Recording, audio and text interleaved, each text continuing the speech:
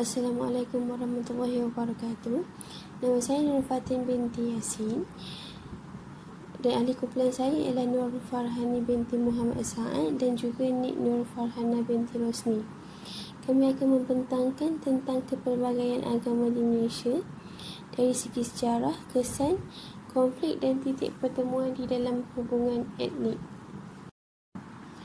Seterusnya saya akan menerangkan berkenaan dengan sejarah Islam, Buddha dan Hindu di Malaysia. Untuk sejarah Islam, tak ada lagi kata sepakat di kalangan ahli sejarah tentang kedatangan Islam ke rantau Asia Tenggara atau lebih khususnya dekat Malaysia.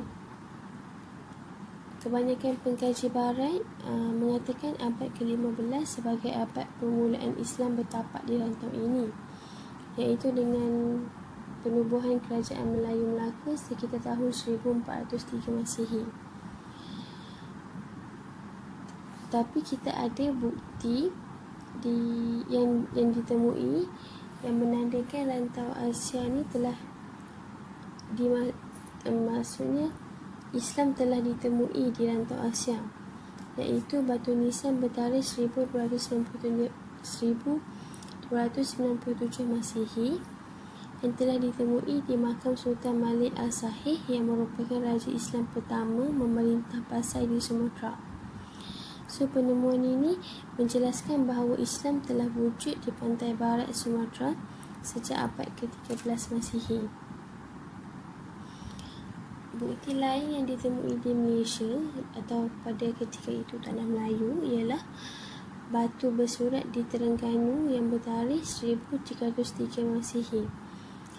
Batu bersurat itu tertulis dalam bahasa Melayu berkenaan Undang-Undang Islam, di mana Undang-Undang Islam telah mula dilaksanakan di Terengganu pada masa itu. Walaupun Islam telah dianuti oleh sebahagian masyarakat Tanah Melayu pada ketika itu, tapi agama Islam belum lagi berkembang dengan meluas dekat seluruh pelosok Nusantara sehinggalah penubuhan kerajaan Melaka pada tahun 1403 Masihi. Pada tahun 1403. Dan mengikut kajian pada abad ke-16, hampir seluruh kepulauan Melayu telah mengganut agama Islam dan banyak tertubuhnya kerajaan Islam yang kuat di Tanah Melayu seperti kerajaan Islam Perlak, kerajaan Islam Samudra Pasai, kerajaan Melayu Melaka, hasil daripada usaha dakwah dan gerakan Islam. Seterusnya ialah sejarah agama Buddha di Malaysia. Penyebaran agama Buddha telah bermula di Tanah Melayu yang merupakan hasil daripada aktiviti perdagangan di antara Tanah Melayu dengan pedagang-pedagang dari India. Penyebaran agama Buddha di Tanah Melayu mula tersebar melalui aktiviti perdagangan yang dilakukan pada ketika itu. Hal ini sebab penduduk-penduduk tempatan pada masa itu kebanyakan daripada mereka mengamalkan animisme, iaitu kepercayaan kepada objek yang memiliki kuasa ajaib. Kedatangan pedagang-pedagang dari India ni bukan saja membawa barangan dagangan, tapi mereka juga membawa budaya serta agama mereka ke kawasan Tanah Melayu pada ketika itu. So, oleh sebab tu, agama Buddha ni secara langsung telah diperkenalkan dan menjadi titik permulaan perkembangan agama Buddha dekat Tanah Melayu. Pada waktu ketika itu, agama Buddha ni dibawa oleh orang India dan perkembangan, pengaruh dan penyebaran agama Buddha makin meluas dan membentuk beberapa kerajaan Melayu yang mengamalkan agama Hindu dan Buddha. Kerajaan yang mengamalkan agama ini ialah kerajaan Sriwijaya dan kerajaan Kedah Tua. Dalam catatan Ising ada menyatakan bahawa kerajaan Sriwijaya mempunyai pengaruh yang kuat dalam agama Buddha dan kebanyakan penduduknya menganut agama Buddha. Catatan Arab pula ada yang menyatakan yang kerajaan Kedah juga mengamalkan agama Buddha. Catatan ini menerangkan bahawa penyebaran agama Buddha telah berlaku dan berkembang luas sebelum datangnya Islam ke Kepulauan Melayu. Walaupun penduduk di Kepulauan Melayu telah menganut agama Islam selepas penyebaran Islam, tapi agama Buddha di Kepulauan Melayu ini masih lagi wujud. Dan agama Buddha ini bukan lagi dibawa dari India, tapi mempunyai pengaruh Buddha dari negara China yang dibawa oleh imigran Cina yang datang ke Tanah Melayu untuk bekerja. Imigran yang datang ke Tanah Melayu ini membawa agama Buddha yang beraliran Mahayana. Selain itu, mereka juga ada membawa aliran Theravada yang khusus di wilayah utara Tanah Melayu. Sebab di utara Tanah Melayu ada negeri seperti Kedah, Perlis dan Kelantan yang berdekatan dengan Thailand. Thailand juga mengamalkan Buddha aliran Theravada. Seterusnya ialah sejarah agama Hindu di Malaysia. Kedatangan orang India di Tanah Melayu telah membawa suatu perubahan besar dalam kehidupan mereka. Majoriti buruh Tamil yang datang ke Tanah Melayu terlibat dalam industri peladangan seperti getah atau kelapa, dan sebahagian besar daripada orang India ini terdiri daripada buruh-buruh ladang, dan ada juga yang terlibat dalam jabatan-jabatan kerajaan, lombong, kerani dan sebagainya. Terdapat beberapa buah kuil yang dibina oleh orang India di ladang untuk upacara keagamaan orang India dekat ladang tu. Pembinaan kuil-kuil ni dibina bergantung kepada dewa atau dewi pilihan mereka sendiri dan mengikut kadar kemampuan keuangan mereka. Sebab kos untuk buat kuil pada ketika itu mahal.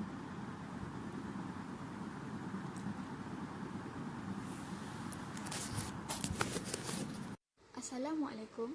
Nama saya Nur Farahani binti Muhammad Saad. Saya akan membentangkan tentang kesan kepelbagaian agama di dalam hubungan etnik di Malaysia. Negara Malaysia mempunyai rakyat yang berbilang kaum, iaitu Melayu, Cina dan India. Setiap daripada rakyat Malaysia juga mempunyai agama atau kepercayaan mereka tersendiri. Maka terjadilah kepelbagaian agama di Malaysia. Di antara agama-agama yang terkenal di negara ini adalah agama Islam, Buddha, Hindu dan Kristian. Kewujudan kepelbagaian agama di Malaysia telah memberikan kesan kepada hubungan etnik di negara ini. Di antara kesan yang dapat dilihat adalah perpaduan dan toleransi.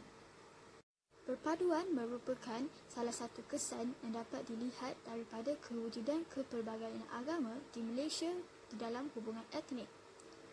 Secara umumnya, perpaduan bermaksud berkumpul menjadi satu, bersepakat, bekerjasama atau bergabung untuk mencapai kebaikan untuk semua. Perpaduan di kalangan masyarakat Malaysia dapat dilihat melalui sambutan perayaan. Masyarakat Melayu di Malaysia adalah kebanyakannya beragama Islam, manakala kebanyakan masyarakat kaum India dan Cina mengamalkan agama Buddha dan Hindu. Disebabkan oleh masyarakat kita yang berbilang kaum dan agama, maka terdapat banyak jenis perayaan di negara kita. Perayaan-perayaan umum bagi masyarakat Islam di Malaysia adalah Hari Raya Aidilfitri dan Hari Raya Aidiladha. Bagi masyarakat yang beragama Buddha pula, mereka menyambut perayaan Hari Wesak, manakala yang beragama Hindu menyambut perayaan Deepavali dan Thaipusam. Tidak dilupakan juga adalah perayaan Hari Natal atau Christmas bagi masyarakat yang beragama Kristian. Perayaan-perayaan yang telah dinyatakan sebelum ini adalah perayaan yang berunsur keagamaan. Akan tetapi, terdapat juga perayaan yang bukan berunsurkan keagamaan, iaitu perayaan yang ada kaitan dengan budaya, warisan dan adat bagi sesebuah kaum. Di antara perayaan kaum yang terkenal di Malaysia adalah Tahun Baru Cina dan Hari Gawai. Melalui perayaan, perpaduan di antara masyarakat dapat dibina, seperti contoh, apabila tibanya hari perayaan bagi sesebuah kaum, ianya adalah suatu kebiasaan bagi masyarakat setempat yang berlainan agama untuk datang mengunjungi rumah terbuka ketika hari atau sepanjang tempoh perayaan tersebut. Sebagai contoh, bersempena Hari Raya Aidilfitri, masyarakat beragama Islam menjemput jiran-jiran yang bukan beragama Islam di kawasan perumahan mereka ke rumah terbuka Aidilfitri yang mereka anjurkan. Dengan cara ini, setiap masyarakat di dalam komuniti tersebut akan dapat mengenali di antara satu sama lain dan seterusnya melahirkan perasaan kasih sayang dan hormat menghormati di antara mereka. Suasana harmoni dalam kehidupan berjiran boleh dirasai oleh semua. Selain daripada perpaduan, sikap toleransi dalam beragama juga adalah salah satu kesan kepelbagaian agama terhadap hubungan etnik di Malaysia. Toleransi membawa maksud bila mana seseorang boleh menerima, malah menghormati dan menghargai cara orang lain menjalani kehidupan mereka mengikut cara mereka yang tersendiri. Manakala toleransi dalam beragama pula bermaksud apabila sesebuah agama yang majoriti di dalam sesebuah kawasan telah membenarkan agama minoriti yang lain untuk tinggal bersama mereka. Agama Islam merupakan agama persekutuan di Malaysia seperti yang telah dinyatakan di dalam Perlembagaan Persekutuan. Walaupun begitu, adalah dibenarkan bagi agama-agama lain di negara ini untuk mengamalkan agama masing-masing secara aman. Sikap toleransi dalam beragama di kalangan rakyat Malaysia yang berbilang agama dan kaum dapat dilihat melalui pembinaan rumah ibadat. Seperti yang kita dapat lihat, selain daripada masjid yang merupakan rumah ibadat bagi agama Islam yang merupakan agama persekutuan, terdapat juga banyak kuil agama bagi penganut beragama Hindu dan tokong bagi penganut beragama Buddha. Bukan itu sahaja, terdapat juga gereja bagi masyarakat yang beragama Kristian. Ini membuktikan bahawa masyarakat Melayu dan Islam di negara ini mempunyai sikap toleransi kepada etnik dan penganut agama lain untuk menjalankan ajaran agama mereka, asalkan ianya tidak mengganggu atau mempertikaikan keistimewaan agama Islam sebagai agama perpaduan di negara ini. Bukan itu sahaja, masyarakat daripada etnik dan agama lain juga menunjukkan sikap toleransi dalam beragama kepada masyarakat Melayu dan Islam di negara ini. Ianya dapat dilihat melalui penerimaan mereka terhadap laungan azan, bacaan ayat suci Al-Quran dan aktiviti sosial yang dilakukan di masjid-masjid di Malaysia. Walaupun azan dilaungkan sebanyak 5 kali dalam sehari, akan tetapi kebanyakan masyarakat yang berlainan agama dan etnik boleh menerima laungan azan tersebut dengan hati yang terbuka. Ini telah membuktikan sikap toleransi masyarakat bukan beragama Islam kepada aktiviti keagamaan umat Islam di negara kita. Seterusnya, konflik atau isu berbangkit di Malaysia. Yang pertama, kebebasan beragama, mengenai isu penyebaran agama kepada penganut agama lain. Dalam perkara 3, perlembagaan telah diperuntukkan agama Islam sebagai agama persekutuan. Pada perkara 11 pula diperuntukkan bahawa tiap-tiap orang berhak menganuti dan mengamalkan agamanya. Tapi tak bermaksud agama lain boleh menyebarkan agamanya kepada penganut agama Islam kerana kedudukan agama Islam itu sendiri di kedudukan yang tinggi. Kedua, isu murtad. Kita pernah dengar berita mengenai seorang wanita bernama Lina Joy yang memohon untuk menggugurkan perkataan Islam daripada kad pengenalannya. Persoalan mengenai murtad ni masih kurang jelas daripada segi hukuman kepada orang yang murtad dan perundangan. Jadi ia menyebabkan kekeliruan kepada masyarakat. Seterusnya, isu pembinaan rumah ibadat. Kita banyak dengar tentang isu rusuhan yang berlaku daripada kes tidak puas hati kerana rumah ibadat dirobohkan dan sebagainya. Jadi kerajaan perlu memainkan peranan dengan memberikan penjelasan yang jelas mengenai isu pembinaan rumah ibadat ni supaya konflik yang sama tak berlaku lagi di masa hadapan. Konflik yang terakhir adalah isu penggunaan bahasa. Konflik yang pernah timbul dulu adalah isu penggunaan kalimah Allah. Kalimah tersebut adalah salah satu isu yang sensitif kepada umat Islam. Jadi konflik boleh dihindarkan sekiranya setiap kaum menjaga sensitiviti setiap kaum atau etnik. Ada beberapa cara yang boleh digunakan untuk mencari titik pertemuan antara kaum dan etnik ini. Yang pertama, melalui dialog antaragama. Melalui dialog antaragama ini, wakil-wakil agama yang diiktiraf boleh bersama berbincang, memberikan pendapat dan pandangan untuk mencari penyelesaian mengenai konflik-konflik yang timbul di Malaysia. Tetapi ada beberapa perkara yang tak boleh disentuh dalam dialog antaragama ini. Antaranya adalah pemahaman asas dan kerangka konsep tauhid yang sedia ada pada ajaran agama tidak boleh disentuh atau dijejaskan. Yang kedua, mengakui kewujudan elemen universal di antara agama besar dunia tanpa melibatkan persoalan akidah. Yang kedua, menangani ekstremisme agama. Ekstremisme ini adalah suatu tindakan dan kepercayaan yang keterlaluan dan boleh membawa kepada bahaya dan mengakibatkan berlakunya perkara-perkara yang tidak diingini. Bagaimana untuk menangani ekstremisme agama ini? Yang pertama, merujuk kembali kepada kitab suci Al-Quran dan As-Sunnah.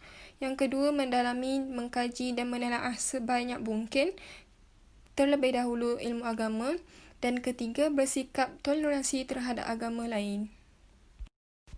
Yang terakhir, tidak lain tidak bukan, setiap kaum mesti terbuka hati untuk menerima setiap persamaan dalam agama.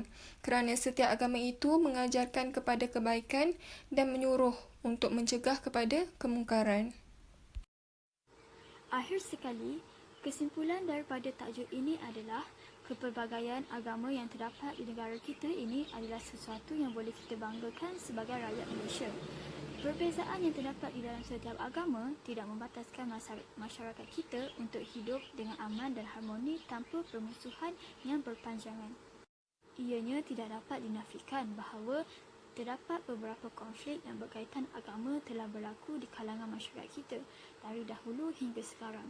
Akan tetapi, setiap konflik pastinya akan menemui jalan keluar pada akhirnya dan kebanyakan salah faham dan prasangka buruk di antara masyarakat yang berbilang kaum dan agama perlu diatasi dengan segera dengan cara yang betul. Setiap rakyat Malaysia, tidak kira bangsa dan agama, perlu menerapkan nilai murni yang tinggi di dalam kehidupan bermasyarakat dan tidak menjadikan perbezaan kita sebagai alasan untuk berpecah belah dan menggugat keamanan serta keharmonian yang telah kita kecapi pada hari ini. Semua rakyat Malaysia perlu menjalankan peranan masing-masing dengan berbuat baik di antara semua masyarakat walaupun berbeza agama dan kaum. Setiap individu juga perlu memahami dan menghargai setiap perbezaan yang ada agar perpaduan dan toleransi yang telah kita nikmati pada masa kini akan dapat dirasai oleh generasi akan datang. Baiklah, itu sahaja daripada kumpulan kami. Terima kasih dan Assalamualaikum.